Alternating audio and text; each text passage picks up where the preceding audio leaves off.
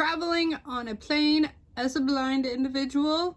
Hello, my name is Amy S.P. Wilson and I am the CEO of Safety Positive Foundation. Today we are going to talk to you, of course, about traveling on a plane as a blind/visually impaired individual. There are a few hot topics that come up when traveling on an airplane. We are going to address said three hot topics that I have heard come up time and time again when it comes to traveling on an airplane, while also sort of answering some common questions that I've heard come up in different groups that are concerns when it comes to safety when first time traveling on an airplane. So let's get right into it. And if you like this video, do the subscribe thing, hit the like button, all that fun jazz. Now, when you are getting a ride to the airport, you sometimes are dropped off at your terminal that gets you right to the desk of, whether you're traveling with Southwest, Delta, United, whatever the case might be, which makes it nice because you go in the door, you're usually right there at the desk. Other airports, you are not. So you'll sometimes need to ask for assistance. When you get dropped off, oftentimes there are staff that are right outside the door that will help people to check luggage before they even get in the door, and they will also assist disabled individuals. So it works both ways for you. So there is usually somebody right outside the door to be able to assist. Now, when you get into the airport, you're at the desk, you've gotten your ticket. So, sometimes people, will occasionally use the kiosk, but more times that I've heard, blind and visually impaired individuals, such as myself, will go to the gate to get the ticket. Now, here's where the first hot topic comes into play is, do you get the assistance when they ask, would you like assistance to your gate? Some people really like the assistance, especially if it's a new airport for them. Other people say, no, I do not want the assistance. Where we land here at Safety Positive is it is ultimately your choice. Whatever makes you feel the safest, that is the choice you should go with. So, whether it's having somebody assist you, whether it's you're comfortable doing it yourself, whatever makes you feel safest, go with the choice that makes you feel the safest. Now, here's the next one, is when you get the assistance, or if you get the assistance, topic 2, do you use the wheelchair or not? Now, this one kind of is multiple layered in some ways, because some blind and visually impaired individuals have other disabilities. So a wheelchair can be extremely helpful for them because walking through those airports takes a long time. So, utilizing the use of the wheelchair, woohoo, awesome, take it. For others, they don't feel like they need the wheelchair. So, it comes down to, again, this is how Safety Positive lands on it, is it is ultimately your choice, whatever you are feeling comfortable with. Now, we did have somebody raise a good point, is the individuals who are assisting you from the desk to the gate, these individuals are 99% of the time not trained in how to work with individuals with disabilities. This is not just a blindness thing. This is all disabilities. they do not get training. So they don't know how to give proper sighted guide, how to work with individuals with guide dogs or any of that type of stuff. They just don't know how. And so, some people say that, taking the wheelchair is the safer option to get in it because they don't know how to guide you or any of those sorts of things. But again, this is where safety positive ultimately stands. It is your choice. If you feel safer just having them, putting your hand on their shoulder or their elbow and them guiding you through, then do that. If you feel safer being in the wheelchair, then do that. It is ultimately your choice and however you want to handle it. If you feel like, telling them, I don't want the chair, and sometimes you can get into an argument with them. I've been there. I've argued it more than once. Then decide to pick that battle that day.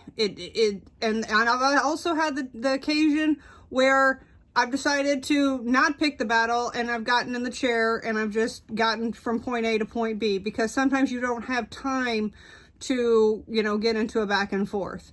I've also had times to where they've been understanding and they've guided me just fine and that sort of business. So it's ultimately always comes down to, it is your choice on that. So choice is a beautiful thing.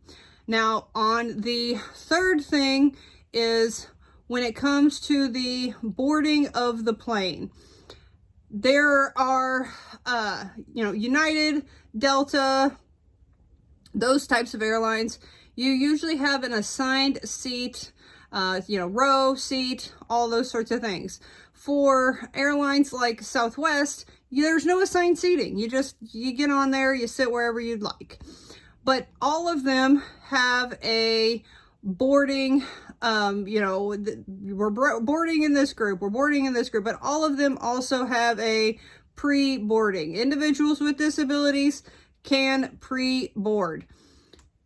There has been discussion on whether or not blind and visually impaired individuals need to pre-board. We do not necessarily take up extra time, but others feel that they like the time to be able to get on early. So it also comes down to, it is your choice on whether you want to pre-board or not. I have also done both. It comes down to sometimes on the day whether or not I'm feeling like I want to pre-board. Other days that I'm like, nope, I'm cool. I'll get on with everybody else when I'm supposed to. It really comes down to a choice. So whatever you are comfortable with. Some days I might be having more anxiety and I just really want to get on the plane and just know that I'm there. Everything's good. It's stuff's where it needs to be. I know where my bags are. All that good stuff. Other days I'm just like, it is what it is. I'm not that worried. I'm on the plane. We're going. It's all fine. But it ultimately always comes down to a choice. I will do different things to track my bag, like as far as luggage tags, ribbons, to make sure that I know what my bags are compared to different people. Even whenever I'm doing just carry-on, I'm kind of maybe I can self-identify as being weird, because for a long time all I did was carry on. I've gotten more comfortable to where I've done check bags now, and I like to use an air tag. Some people will go luggage tag with it. Some people will even go even lower tech with doing some very bright colored duct tape on their luggage, to where when it comes out of the baggage claim, you can clearly see like a big X on your luggage as far as that goes. But all of it, when it comes to traveling, it all comes down to your choices. There's lots of different choices to choose from. There is lots of people that feel like they're looking out for your safety in the airport. But there again, it's all on how you choose to be quote unquote handled, I guess. Different people have different methodologies. It could have been how they were taught by somebody, would not be a method that you would be preferred to be guided in this manner. And so you might have to educate them on a different way. So there's lots of different things going on. Just because they were taught one way doesn't mean it's a method that you have to use. And so don't be afraid to speak up for yourself. Also, if you are not getting to the point where you're communicating with somebody in a manner that you're okay with, speak up. Communicate with another staff member. What we have here is a failure to communicate. I need somebody else. They will find you somebody else. There are communication problems that do break down, and sometimes you need to find somebody else. People are always willing to help out in airports. Say you do decide to go from the desk to the gate by yourself. Lots of people will, ask people along the way, hey, do you know where this gate is? Hey, do you know where that gate is? And you just ask along the way. So it's a very beautiful thing. I have done that myself. Again, lots of choices when it comes to your airplane travel. And when you travel more when it comes to airplane travel, the anxiety goes down. When you aren't traveling by plane on a regular basis, you will have more fear. Oh my goodness, I'm gonna miss my plane. Oh my goodness, I'm not gonna be able to find my gate. Oh my goodness, I'm not gonna be able to find my bag. Believe me, I have been there and done that. And again, the more that you do it, the more that fear goes down.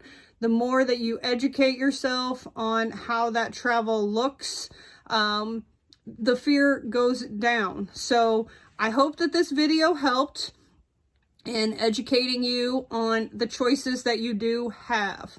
If they try to tell you that you have to sit in the chair, that you have to get assistance, you don't have to. It all comes down to your choice. So, again, if you have questions, comments, concerns, emotional outbursts, leave them in the comments. We want to hear about it. And again, if you like this video, please like, subscribe, and share with your friends. And until next time, please keep it safe, keep it positive, keep it safety positive.